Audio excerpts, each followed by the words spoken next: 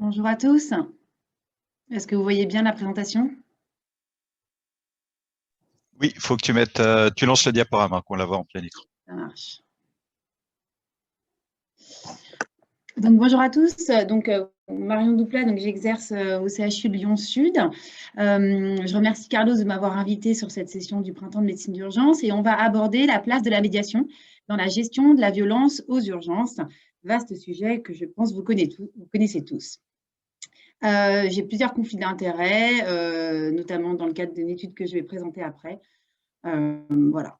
Alors, la violence en milieu hospitalier, plusieurs définitions. Elle peut se décliner sous forme d'agression physique, sous forme de coups, d'agression verbale, des insultes, mais également des agressions psychologiques, telles que des menaces, un sentiment d'insécurité ou encore des agressions matérielles. Alors, c'est dans les années 2000 qu'il y a eu une réelle prise de conscience de l'augmentation du nombre des incivilités et de la violence à l'hôpital. Mais surtout, en fait, ce qui est ressorti, c'est le sentiment d'insécurité que pouvaient ressentir les soignants dans ces situations et qui était très éprouvante. Et il y a eu notamment l'assassinat de deux soignants en milieu psychiatrique en 2004 à Pau, qui a été un vrai déclencheur, on va dire, au niveau des services, au niveau du gouvernement. Et il y a eu la création de l'Observatoire national des violences en milieu hospitalier, l'ONVH, en 2005, qui s'est transformé en ONVS en 2012. Donc, l'Observatoire national des violences en milieu de la santé et qui regroupe tous les établissements de santé cette fois-ci. Alors, l'ONVS distingue plusieurs types de situations d'atteinte. Les atteintes aux personnes et les atteintes aux biens. Alors, je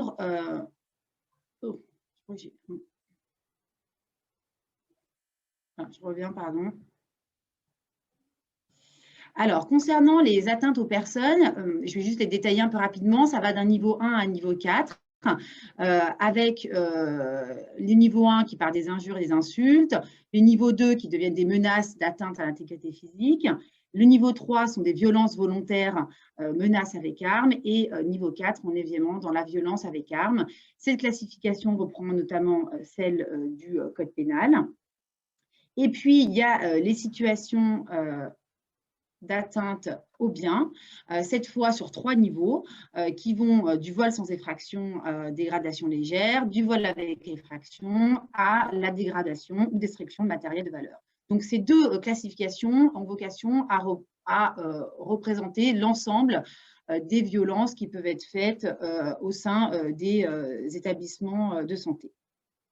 Alors, l'ONVS en 2020 a recensé 26 060 atteintes aux personnes et aux biens qui en fait, séparent majoritairement sur les atteintes aux personnes dans 80% des cas et puis minoritairement pour les atteintes aux biens.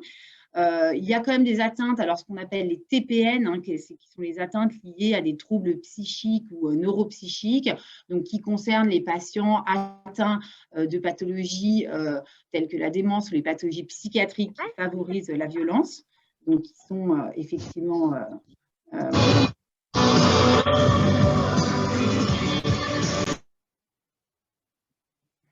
Vous m'entendez toujours? Oui. Oui, d'accord. Donc voilà pour le rapport en 2020 en tout cas. Et ce qui est intéressant de remarquer, c'est que les services d'urgence sont le deuxième service les plus exposés après la psychiatrie. Et c'est stable depuis les dernières années en tout cas. Il y a même une tendance à la hausse, alors qu'en secteur psychiatrique, on voit plutôt une diminution. Mais en tout cas, on voit que les urgences sont fortement exposées en termes de violence. Alors, si on regarde un peu plus en détail quel type de violence il y a aux urgences, c'est principalement des niveaux 3 et des niveaux 1. Et quand on rentre encore dans la granularité, concernant les niveaux 1, c'est majoritairement des injures et des insultes, plus secondairement des occupations de locaux. Concernant les niveaux 2, des menaces physiques de manière majoritaire, puis des menaces de mort. Et enfin, sur les niveaux 3, des violences volontaires. Alors, après ce constat accablant, finalement, quels sont les facteurs finalement qui favorisent ces violences? Alors, il y a plusieurs types de facteurs. Alors, on peut distinguer des facteurs organisationnels et le point qui ressort de manière très importante, c'est l'attente aux urgences, avec de manière aussi un peu secondaire mais fortement liée la gestion des flux. Et la gestion de la douleur, qu'elle soit physique ou psychologique, c'est plutôt la non-gestion de la douleur qui est un facteur de violence.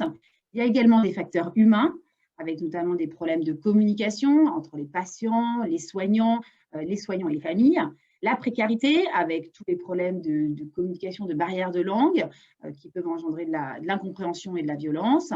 Les pathologies psychiatriques, on l'a vu, qui sont un peu à part, mais qu'il faut intégrer, ou encore les intoxications. Et puis, il y a aussi les facteurs architecturaux qu'on retrouve, des locaux mal agencés, des locaux trop exigus, des zones d'attente pas organisées et des problèmes de signalétique. Effectivement, un mauvais cheminement, des mauvaises indications, un parcours pas très clair peut engendrer effectivement du stress et de la violence derrière. Alors, juste un petit focus sur la perception du temps aux urgences. Je pense que c'est quelque chose qu'en tant qu'urgentiste, on a tous notion, mais qui est toujours important de rappeler cette distorsion qu'on a du temps entre vraiment le temps de l'attente pour le patient et que ce temps qui va se dilater vraiment de manière très importante, et à l'inverse, le temps de l'urgence extrêmement condensé en tant que soignant, où l'urgentiste raisonne à la minute, avec vraiment toute finalement nos pathologies, que ce soit le Chinese brain, la golden hour de sepsis, où on raisonne vraiment dans un laps de temps très court. Et cette opposition des deux temps est source d'incompréhension et également de montée de violence dans les services d'urgence. Alors face à ça, quelles solutions on a? On a plusieurs attitudes. On a des mesures coercitives et des mesures plus pédagogiques. Donc, on a des mesures plus coercitives comme la vidéosurveillance ou encore des agents de sécurité, peut-être que vous avez dans vos services, ou la sécurisation des services d'urgence, les accès badgés, fermés, contrôlés, tout ça dans le but de limiter effectivement les intrusions, les interruptions. Et puis, il y a des approches plus pédagogiques comme la formation des professionnels à la gestion de la violence. Et il y a également la médiation, qui peut être une solution pour la violence. Et c'est ce que je vais vous développer après. Alors, la médiation, qu'est-ce que c'est? La médiation, elle a pour but, par la restauration d'une communication éthique, de restaurer ou d'instaurer un climat de confiance et d'apaisement, donc au sein des services, au sein de l'institution hospitalière, et à vocation de permettre une meilleure prise en charge des malades et un mieux-être des gens qui y travaillent, qui est une finalité importante. Alors, dans ce cadre-là, je vais vous présenter l'étude MEDIA. L'étude MEDIA, c'est une étude qu'on a fait il y a un an et demi dans nos services d'urgence, dont l'objectif principal était d'évaluer l'impact de la présence d'un médiateur sur les atteintes à la personne, qu'elles soient verbales ou physiques, à l'encontre des professionnels qui travaillent aux urgences, qu'ils soient soignants, donc médecins, infirmières, aides-soignants et personnel administratif. C'est une étude qui était randomisée en cluster, en crossover dans 4 services d'urgence. Et il y a une alternance de périodes d'intervention de 2 mois avec des médiateurs et de périodes de contrôle de 2 mois sans médiateur. Médiateurs qui étaient présents de midi à 21 h, en semaine uniquement, pas les week-ends et ni pendant les périodes de vacances. L'étude a duré 1 an et le critère principal était la réduction des incivilités déclarées par les professionnels. En critère secondaire, c'était le vécu des patients par rapport à l'implémentation d'un médiateur et le vécu des soignants. Donc, les 4 sites étaient les 2 pavillons de Édouard Herriot, le service des urgences de la Croix-Rousse et le service des urgences de Lyon-Sud. Les périodes bleues correspondent aux périodes avec médiateur et les blanches sans médiateur. Donc, il y a eu 6 périodes au total pour chaque service, avec un total autour de 101 000 passages sur la période de l'étude. Et les soignants devaient déclarer les incivilités qui pouvaient aller d'un niveau 1 qui était effectivement des demandes, l'occupation de locaux inappropriés, du bruit, des incivilités, jusqu'à un niveau 4 qui était effectivement des violences volontaires ou des atteintes aux biens, qui reprenaient les classifications qu'on a vues tout à l'heure. Alors, les résultats, il y a eu 1365 interventions rapportées, ce qui faisait une moyenne de 3 interventions par jour et par médiateur. Et les interventions ont été majoritairement sur des demandes d'informations sur les soins et des demandes d'informations sur le temps d'attente. C'était les 2 points majeurs, en tout cas, pour lesquels les médiateurs étaient sollicités. Il y a également des demandes sur l'orientation dans le service à l'hôpital, la réponse à un mécontentement sur le temps d'attente, on y revient, ou une insatisfaction d'ordre général. Et si on regarde vraiment les conflits, finalement, la gestion d'un conflit en direct, finalement, c'était que pour 5% des interventions, donc de manière très minoritaire.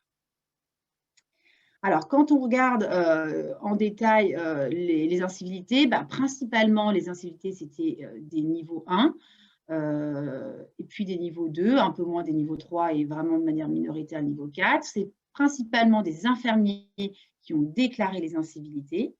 Ce qui est intéressant de noter, c'est que le lieu majoritaire des incivilités était l'accueil, que ça soit à la fois dans la période contrôle ou dans la période intervention, donc une concentration quand même des problèmes dès l'arrivée, et puis secondairement dans les couloirs. Et les auteurs des incivilités étaient en majorité les patients et les accompagnants, c'était dans 20% des cas.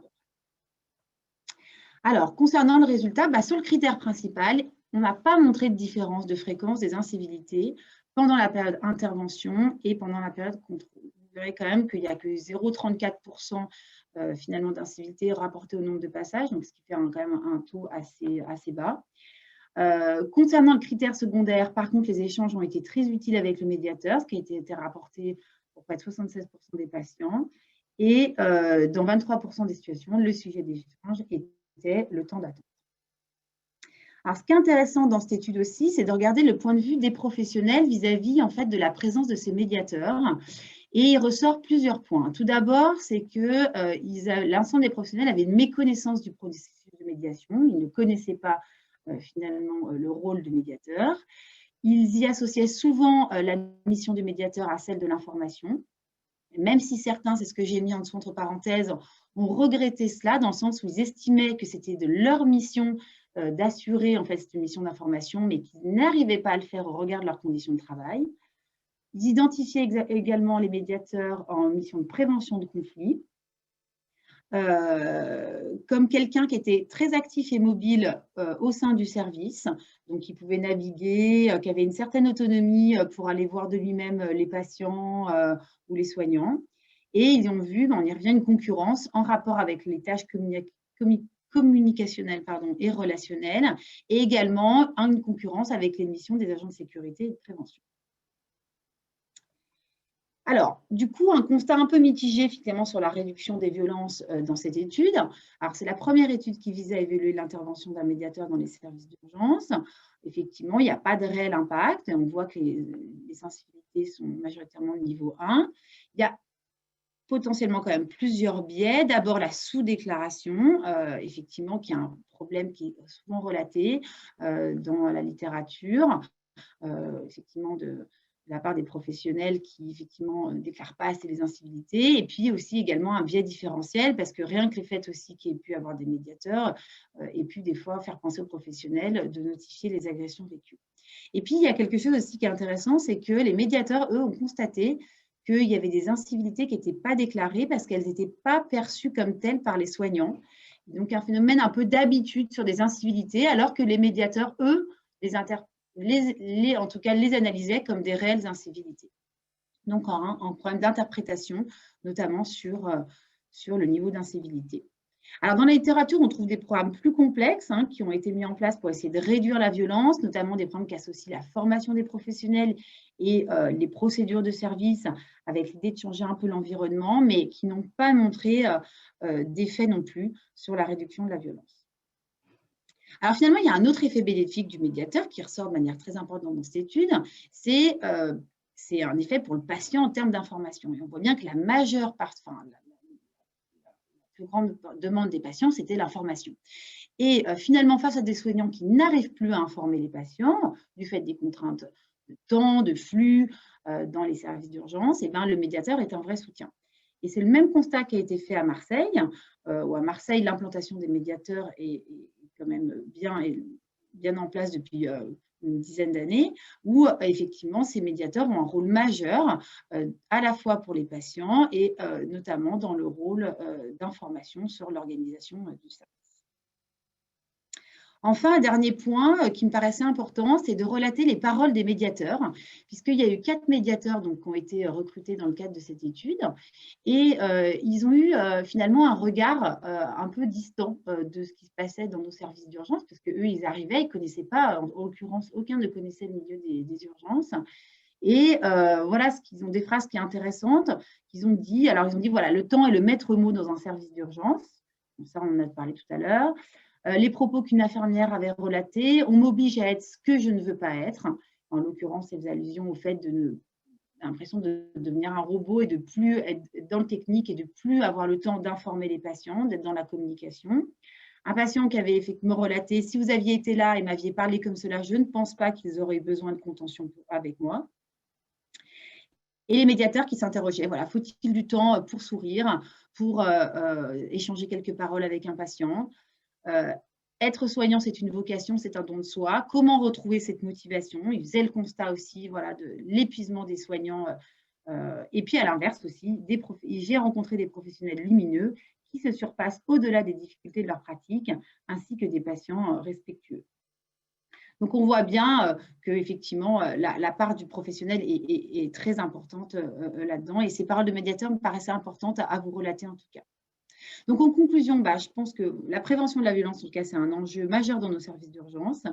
Le médiateur, même si voilà, les études ne sont pas concluantes, mais en termes de réduction de violence, mais je pense qu'on l'a montré, a un rôle vraiment central dans la communication avec le patient, dont l'effet, bon, effectivement, reste à montrer sur la réduction de la violence. Mais je pense qu'avant tout, chaque professionnel doit avoir une réflexion sur sa pratique et sa communication, qui est, à mon avis, le premier pas vers la prévention de la violence dans les services d'urgence. Je vous remercie.